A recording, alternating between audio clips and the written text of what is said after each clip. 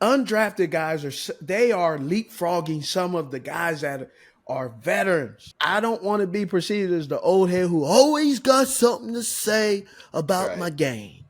Right. Nah, bro. You doing it, man. Do you. Do you. Cut to it, cut to it, let's get down to it. Cut to it, cut to it, cut to it, let's get down to it. Welcome back to Cut to It. We've got a special show for all the Panthers fans out there. It's an exciting time in Panthers Nation. Rookie quarterbacks, rookie receivers, second-year guys maybe taking a big leap. Steve, you were there able to watch, dissect, interact with players, coaches, fans during back-together weekend at Panthers training camp. We're going to dive into the potential of this young Panthers team in a very winnable NFC South, how far Bryce Young can lead them, the most Frank Reich can get out of the squad, and maybe some fantasy potential from a couple of the core players on this team. Steve, see you later. The episode's over. I forgot my chart of interest. How you doing? How's camp? How's life? Camp was good. Learned a lot. Just seeing all the different guys in the element yesterday when I was up there, it was really good because wasn't too much. It was overcast, so it wasn't too much heat. So you got to see guys kind of really get after it a little bit. As we say, ratchet it up. You know, they had to fight a little bit, high spirited. It's always fun back together weekend because the whole league is doing it, and it's great. It's great excitement. One of the things I was tremendously impressed with is how many fans came out. I mean, they had fans on both sides right there at Wofford's football stadium. They had fans on both sides, and also people sitting on the hill on the lawn. Haven't seen that much excitement around the Carolina Panthers in a long time. And it was just good to see, and I believe it was pretty exciting as well. For some of these younger players, they're coming from schools that are drawing 80, 90,000 a week. Yeah. So they're used to this. But for these second, third year guys who had to come to camp last year, like you were just saying, wasn't as much excitement. How much energy does this inject into them being like, oh, we're here now? You could see guys had a little pep in their step. Guys were kind of looking around and saying, okay, you know, our fan base is believing us. Our fan base believes in us. A lot of times when you're playing and you're not playing good football, it's easy to be sensitive and to realize, hey, we're not on a good team and our fan base really isn't backing us up, right? The whole fan base.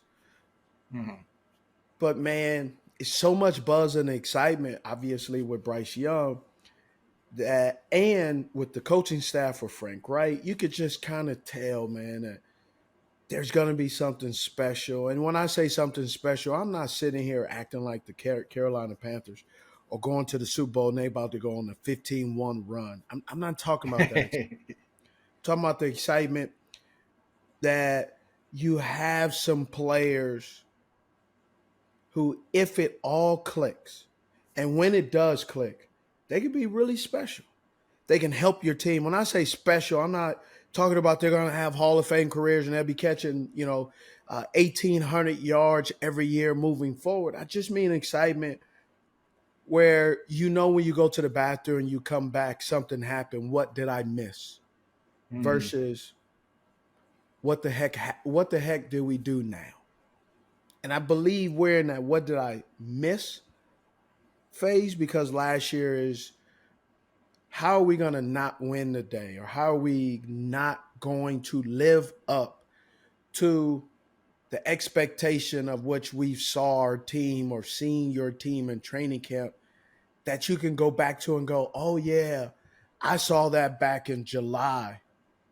I didn't think, or I saw that back in August. I just didn't think he'll be doing it like this all the time. Great example is, I know we're talking about Carolina Panthers, but throughout the whole next throughout the whole 6 or 7 weeks of training camp, you are gonna see social media wise little tidbits of athleticism, one-handed catches, just impressive because you get to see these guys work. What can fans really look at and go, I think that can translate to the regular season? Are we not even there yet? Do we have to wait for a couple of these preseason games, or can you look at some of these one-on-one matchups and be like, oh, that'll play? Well, the answer is all. Okay. Because depending on the player, you will see some things that will wow you. Great example. Left tackle, Ike Ekwonu. It's looking really good. I mean, when I say looking really good, he is locking down guys. And yes, somebody's going to get past him. You're in the heat. You're going 70, 80 plays in one day. You've been in meetings. You're going to have some off days. You're going to have a bad player here or there. But Ike is already showing in year 2 why he was the 6th pick for the Carolina Panthers last year. I believe he's already become one of the best offensive linemen on the Carolina Panthers team because of his consistency of what he started last year as a rookie. Yes, he had some mistakes, but he grew into the role. And then today, heading into the second year, he's looking good. I'm not going to say he's great, but he looks better than his rookie year, and he was pretty darn good. Then they have some guys that are injured. Austin Corbett, he's hurt. So that gives an opportunity for some of these other young guys to come in. They got 2 guys, J.D. Dorenzo, probably saying it wrong, but he's from Rutgers, undrafted. And then Nash Jensen, undrafted from North Dakota State, where they're, knocking him down with players, sarcasm. When you're undrafted from North Dakota State, you aren't expected. Not a lot is expected out of you. I'm getting word that these 2 guys, they're nasty, they're tough, they're smart. They said, man, they're fighting for the 6th man right now. That's how good they are. The undrafted guys they are leapfrogging some of the guys that are veterans who will be backups. Right? We got 30-year-old 9th year player Cam Irving. And they said that they're playing like veterans. When you say undrafted, they don't look undrafted. Are they making mistakes? Yes. But they're making less mistakes as undrafted than some of the guys are that were drafted 2 years or 3 years or 4 years, or who are fighting to be on the roster as a backup. What kind of hunger do these undrafted guys come in with, and how do they sustain it? So it's not just like, oh, I'm hungry to make the team. It's no, I'm hungry to stay in the league for a half decade to 10 years. I think what happens is there's very little expectations that are expected from them, and very little ability to handle all the information given to them all at once and see how they apply it. And these guys are applying it pretty well, to the point that people are going, we can give them more. Well, hey, let's try him here at guard. Wow. Let's try him here at tackle. Wow. Let's try him here at left guard, right guard. And they're playing well. So when you're a backup, you have to have a special teams value, and you have to have a value of playing multiple positions. And what they call it is swing. You got to be able to swing around and fill a gap. And these 2 guys are filling gaps, right? The same way Brady Christensen from he was a 3rd round pick in 2020 for the Carolina Panthers. He's been a guy. He's lined up at tackle. He's lined up at guard. Sam Tacklenberg, same thing. He's lined up at center. He's lined up at guard, tackle. When you're able to show your value that you can block at any position and take the workload and the information and direct traffic too, being a center is directing traffic. Man, that's a tremendous value that teams are willing to hold on to you and allow you to make mistakes and allow you to humbly develop and to see if you can handle the workload. Is offensive line what most Panthers fans are keyed in right now because of the investment in Bryce Young, keeping him upright, keeping him protected, giving him time, especially as a rookie? Yeah, he was at Alabama. He was Heisman. Obviously, he has the pedigree. He has the talent. But he still needs protection. He still needs protection at the NFL level. So Icky taking that step sounds like it should be one of the most important things so far out of camp. No, the most important thing is the wide receivers, right? They got 12 wide receivers. They may only keep 7. I doubt 8. They have 1, 2, 3, 4, 5 tight ends, 3 quarterbacks. I believe they just signed another quarterback. So they got 4 quarterbacks. 1, 2, 3, 4, 5, 6 running backs. Man, they got a lot of guys that are they are working for a position, not just on the Carolina Panthers, but on other teams as well, so they can get themselves in the all 22 system. So scouts, when they're looking at scouts right now, are looking at rosters of players that maybe a player was undrafted and said, hey, he was on our list, or he was drafted, he was on our list, but someone else picked him up, and now he becomes available. So they're looking to watch and see, hey, we targeted a guy, and he's available. Let's bring him in our team. So there's a ton of guys like the 12 wide, all these wide receivers. Man, it's going to be interesting. It's going to be very interesting to see, because you got Shenault, C.J. Saunders, Shi Smith, Stevenson, Mingo, Clark, Bird, Thielen, Wright, Jennings, Vaughn, and Marshall. Man, you're not going to be able to keep all these guys. No. How? Obviously, it's the third coach in the last 12 months in Carolina. How has Reich looked? How has the team looked under him? What are the positives?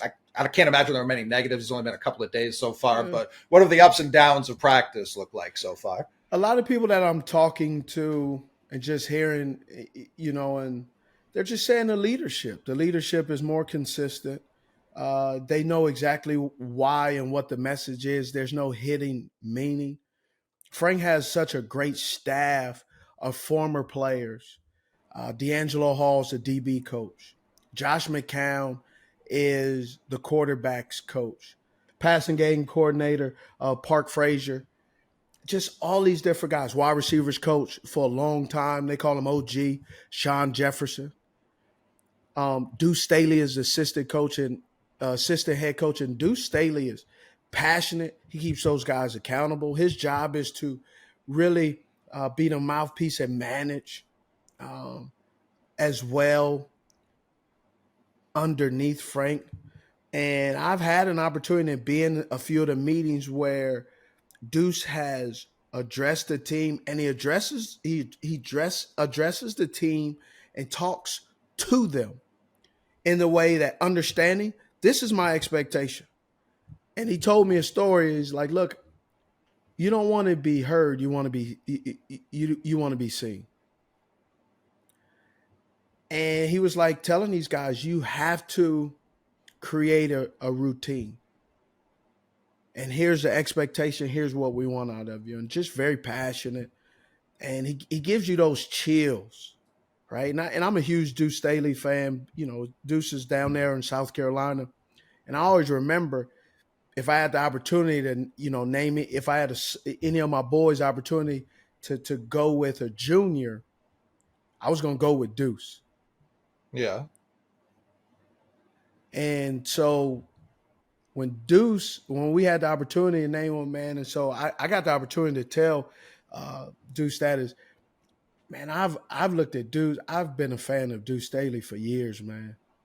When he was, and so him living here now and coaching, I get to kind of fanboy out a little bit. And so it's super dope, man. It's super dope. So you've been around the Panthers 20 plus years now. You've seen a lot of coaching staffs. Mm-hmm. What's the difference of the vibe of this one compared to previous ones? Because previous ones have been very successful. Yeah, So does this one feel like this in terms of order, in terms of structure? Well, Obviously different because it's different human yeah. beings, but When a new coaching staff comes in, a lot of times you'll hear players unintentionally compare and say things that come across negative. right. And I would put it in this category. It's almost like injuries. The current injury, whatever injury you have currently, always seems like the worst injury you've ever had. Right. And with this coaching staff, the new coaching staff, they're polar opposite.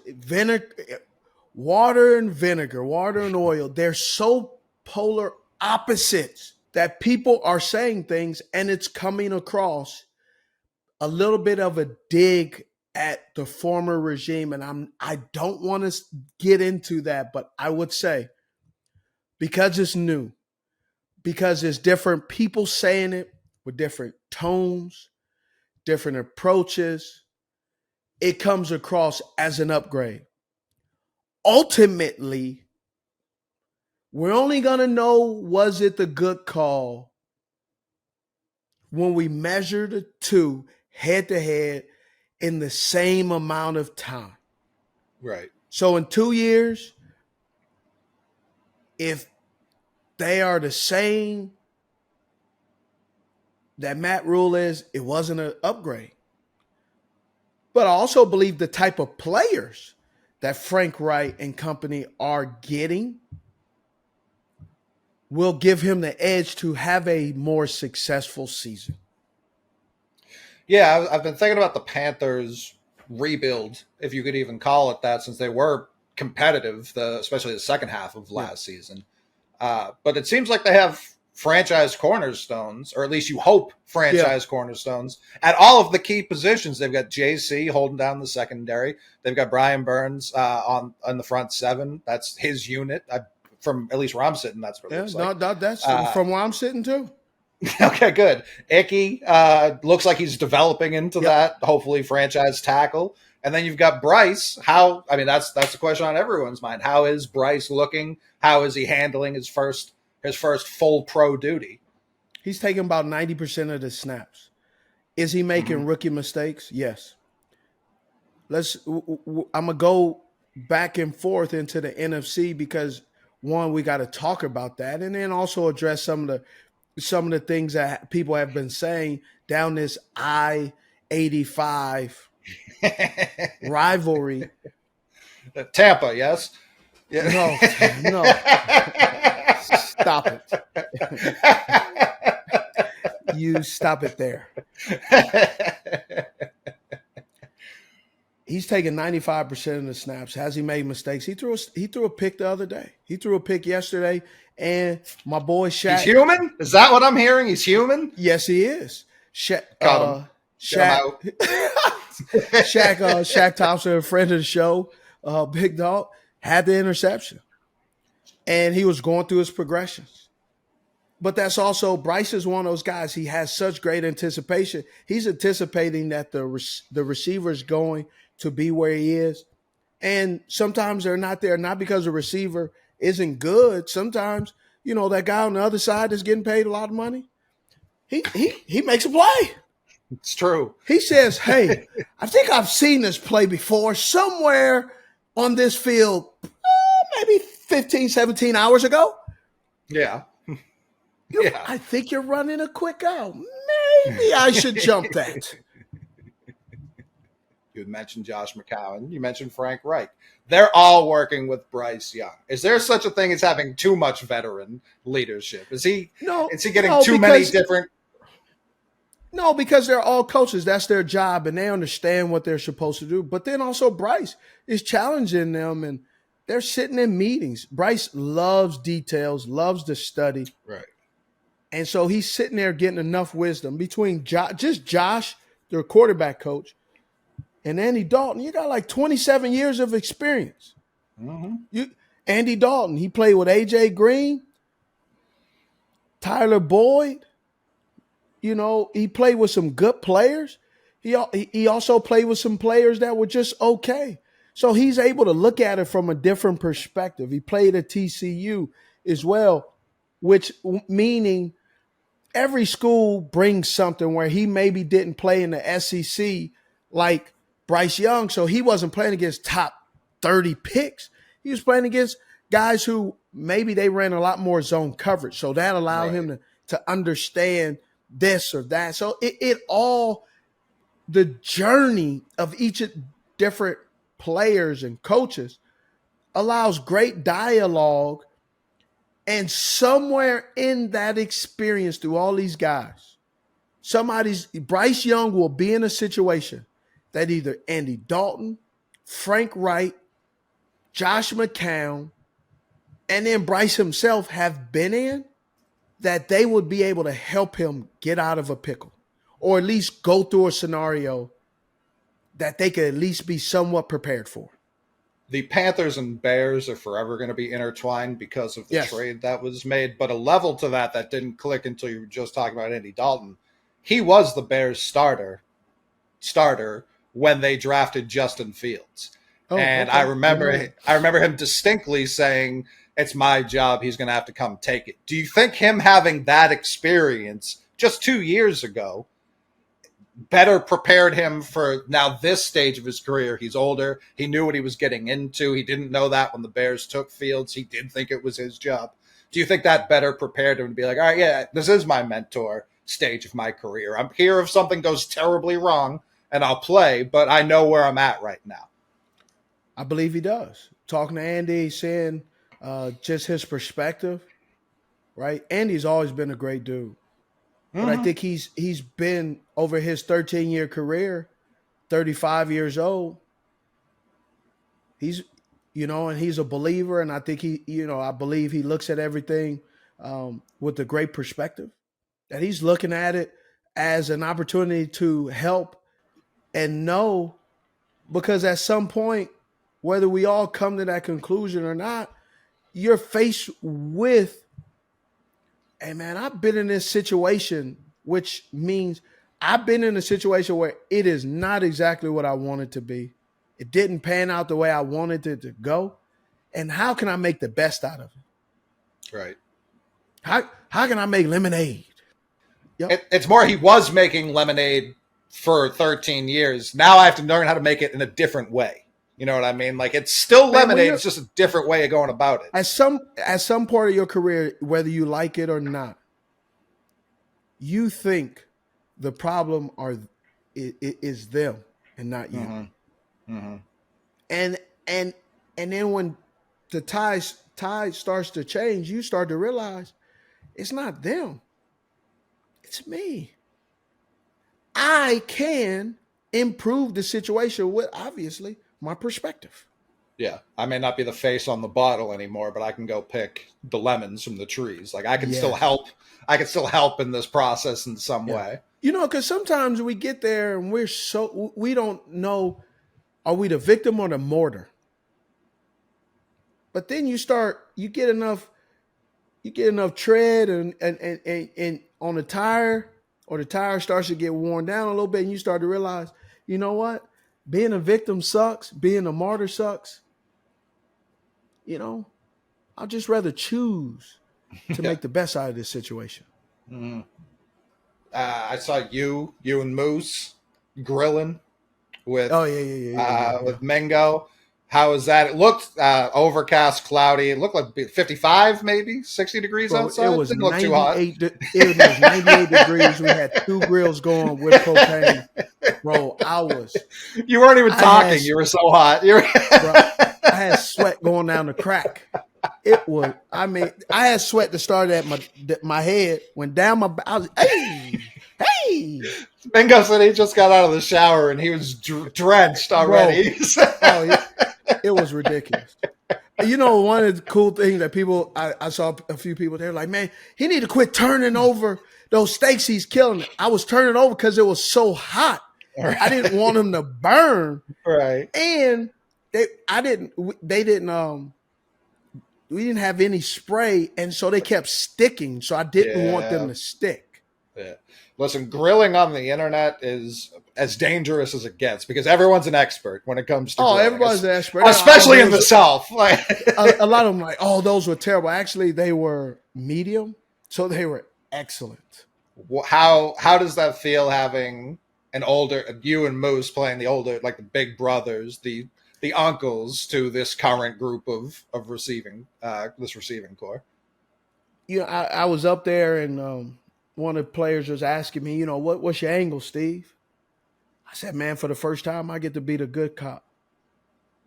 It's been fun, man. It's just going in there, try to give my advice, but not too much, not to the point of where guys are looking at me and going, here comes Steve saying something. Sometimes I'm like, what's up, fellas? How y'all doing? Yeah. And I just watch practice and ask them how their kids and family is doing. And that's really it, man.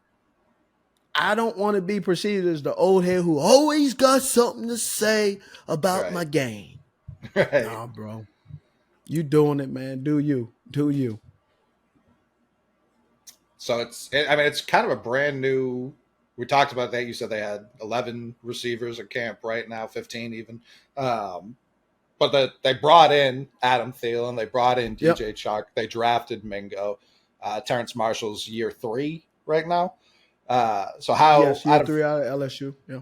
Out of that group, how's everyone looking? I mean, Chark went viral with a crazy catch. That's one of my favorite parts. Chark is doing really well. Derek Wright, he hurt he broke his hand, but he was doing really well too. So on my chart, I kind of count him ranked. Adam Thielen is, he's the old head. I always go with age, right? So you got the old head. He's old, reliable. He's seen the most out of these group of guys, 10 years. Then number 2 on the list, in my opinion, has to be Chark with the speed. You got Terrence Marshall. And then I think it's Mingo and Mingo and Chenault, Shi Smith.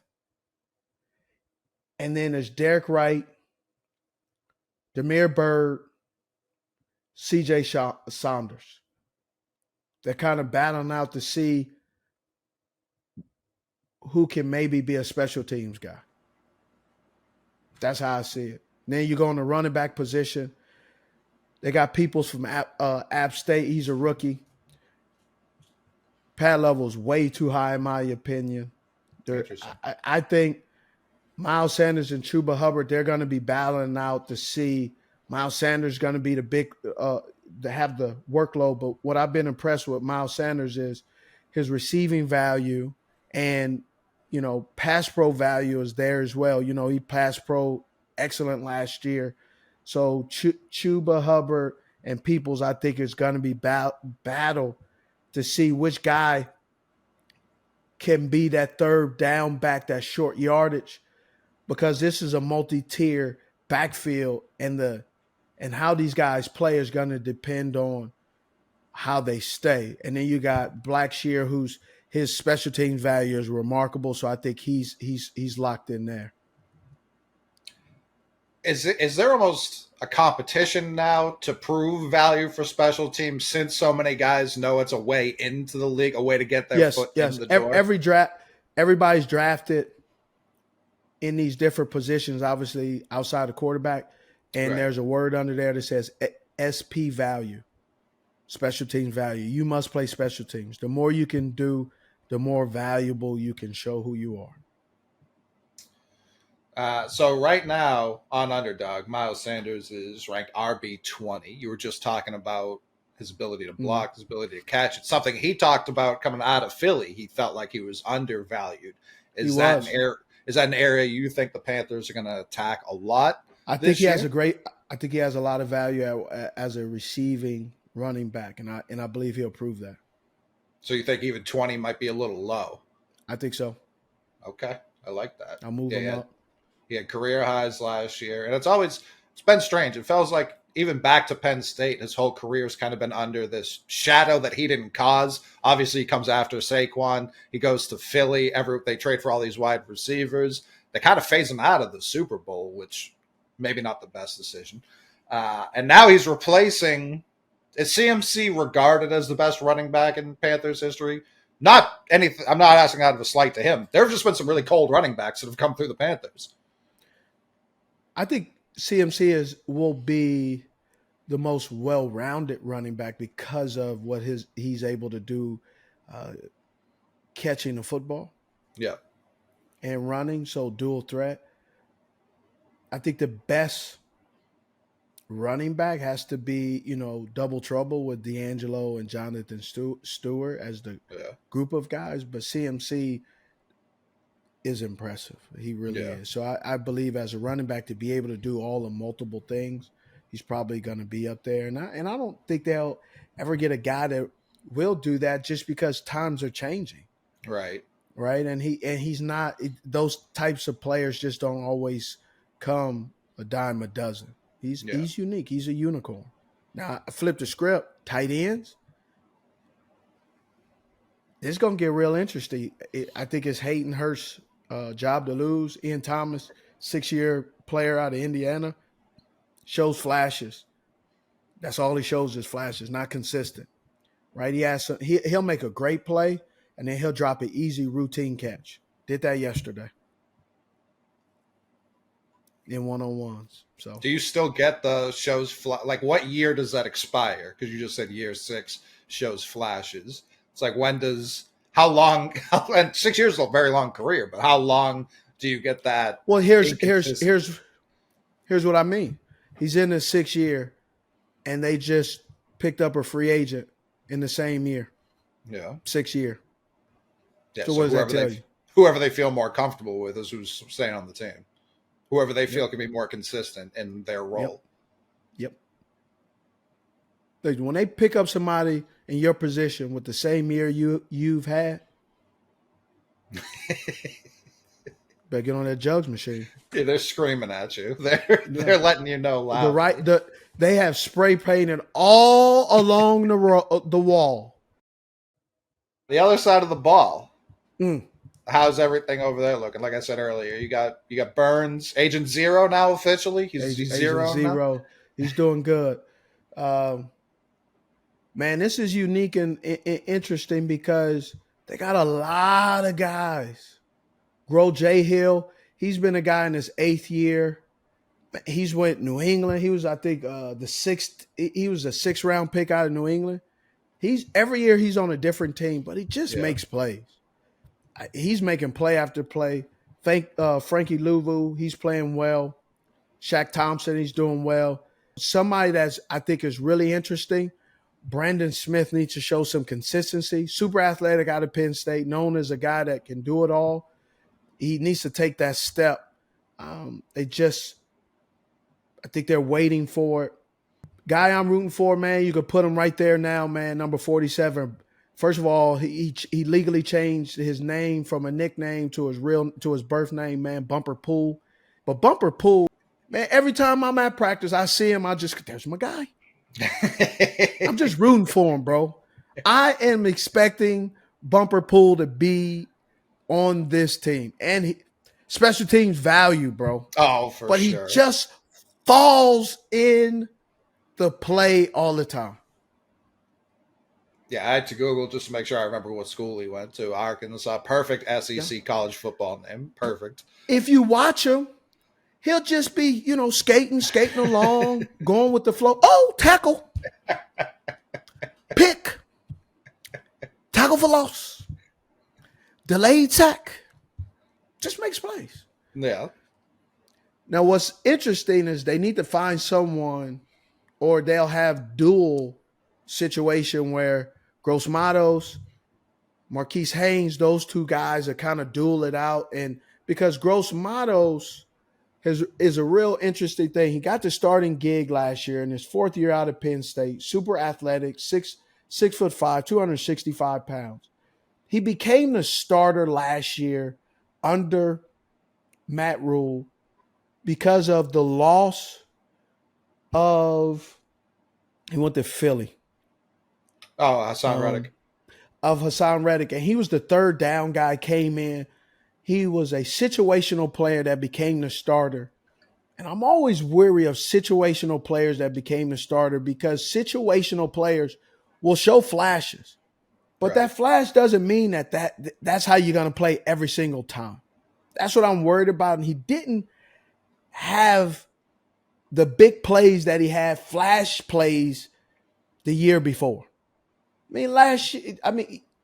Look, last year only had 2.5 sacks. He had more than 2.5 sacks as a situational player. Yeah. And is that just the wear and tear of playing more downs, playing different situations, or could it be a bunch of things? He's not there yet. Okay. I think he will. I think he's a full-time situational player. Which, as a guy trying to get after the quarterback, I think we've seen a lot more teams try and have a lot more looks, especially trying to get after the quarterback. You're seeing deeper rotations along the front seven. I don't see them as Like a 60, 70 play guy. no. I don't see him as the guy that can help create pressure with Agent Zero. Right. I think he can help create pressure situationally with Agent Zero, but not first, second down. I think he's more of a third down specialist guy. Okay. And how's the secondary look? I guess the way to ask the question, if I were a team about to play the Panthers, which area would be Secondary. the way to attack them? The secondary? Okay. The secondary, Dante Jackson, he's working his way back from Achilles, but he could play. When healthy, Dante can ball. When healthy, J.C. Horn can ball. Obviously, you see C.J. Henderson, a former first-round draft pick out of Florida, just hasn't shown consistency, and the Carolina Panthers declined his fifth-year option, so it's a prove it.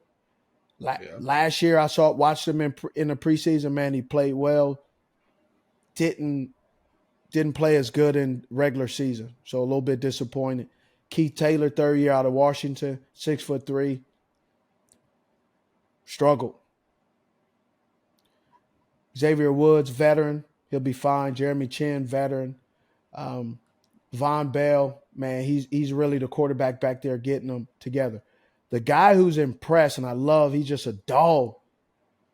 Robinson out of Florida State. This kid he has it. Man, he's gonna hit you. Jimmy, he's gonna hit you. And he's nasty, bro. He's an old school player. Yeah, I read that. I remember pre-draft, that was almost like a knock on him because everyone wants safeties to be super fast and super all over the field and play center field. And, smart. He's smart. Yeah. I don't care. He's smart. He's going to impact this team. He's going to make this roster. Rajon Wright from Oregon State, he's not super fast either, but he's ticked off for greatness. He's mad that he didn't get drafted. He's been playing. He's been coming up and getting active. The rookie Moulton from Baylor, he can play too, man. These guys have really done a really good job. And then you got the Utah guy, Super Bowl champ, Eric Rowe. Would be interesting to see. He's a little bit older, see what he can do. But this defense, obviously, the defense is the strength of the team. But I'm excited. Deshaun Williams, free agent, 5th year, 30-year-old player. He's going to help the team. And then Tuttle, I'm looking forward to him helping. Their interior is pretty good, and they're running a traditional 3-4 defense. Okay. So based off of some of the youth in that secondary, you could see it maturing throughout the course of the season. Baptism by fire. Yes, sir. Yeah, absolutely. Yeah.